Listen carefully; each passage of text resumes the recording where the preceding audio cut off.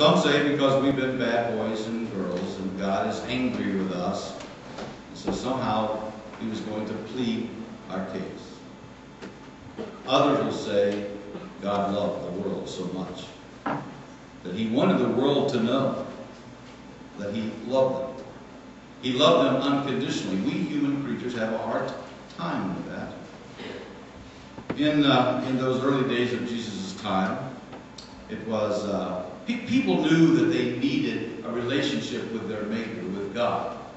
There was just something that when they were not with God, about God, that there was an estrangement in their life, a shallowness, something missing from their life. I contend that even in this day and age, we think we're so sophisticated. But at the deep, dark hour of midnight, all of us want to know God. All of us want to know that we are known by God. And somehow it brings peace to the soul.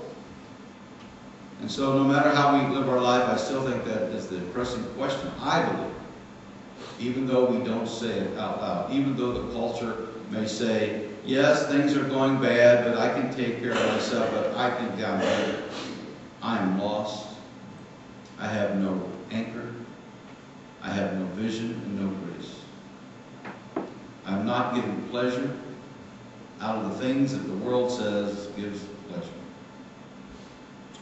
In those days, again in Jesus' time, in those days, what they would do is they knew that they were out of sorts with God. This estrangement was taking place. And so what they would do is offer a sacrifice, a burnt offering, if you will. They would take an animal and kill this animal. And as its blood dripped down, I would not have been a good rabbi, a good priest in those days. I just wouldn't. I mean, just to touch the animal, number one. But let alone cut the throat and let the blood pour down the thing. But in their mind, of course, was that this animal and its death and bleeding was taking their place as sin.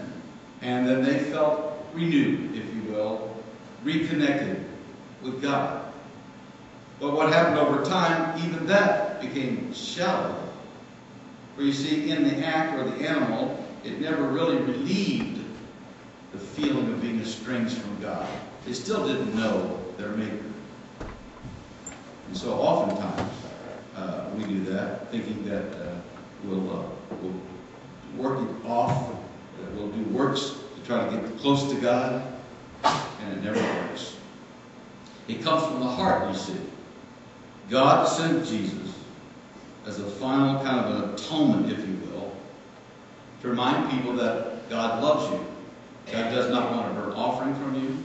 God wants you, wants your heart. For you see, a burnt offering is still in between God and you. So somehow, the power of the gospel then begins to set people free. I'm going to say an old word. You might have to look it up. You can write it down, look up in your dictionary. Salvation. People really are looking for salvation. Now, what do we may mean by that? Salvation means, I believe, to be free from fear. That if I'm a bad boy, God is going to send me straight to hell. That God doesn't love me. And I may carry that burden. So it's a freedom from that, to know that you're connected. I believe also salvation is freedom to be me at all times and all places without fear. I believe salvation is a part of freedom from the fear of death. That somehow, as I connect with God, that God will be with me. God was with me before I was born and gave me life.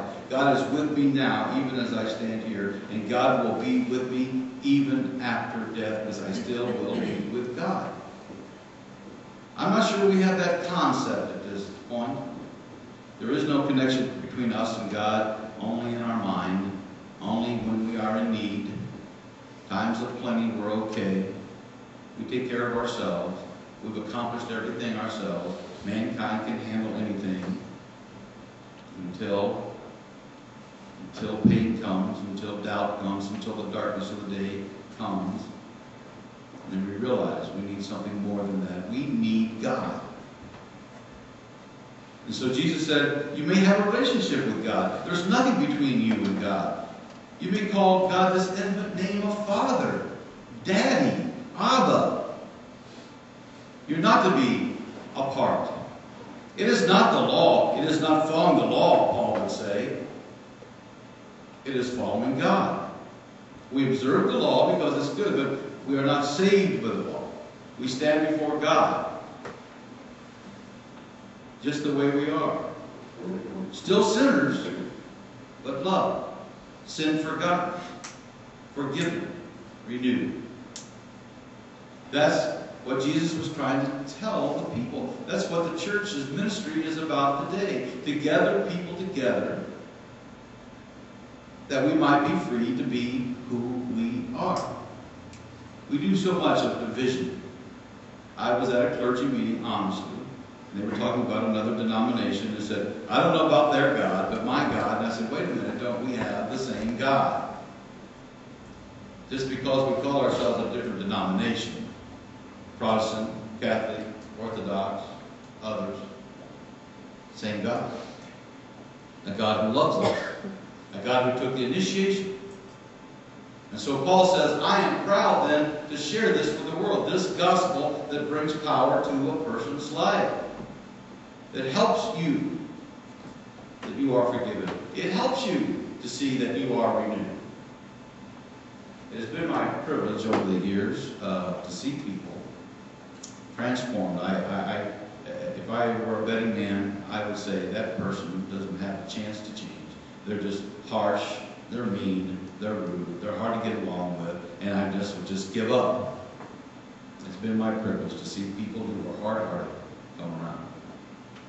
It's been my privilege to see people who were stingy became generous once this power of the gospel came upon them.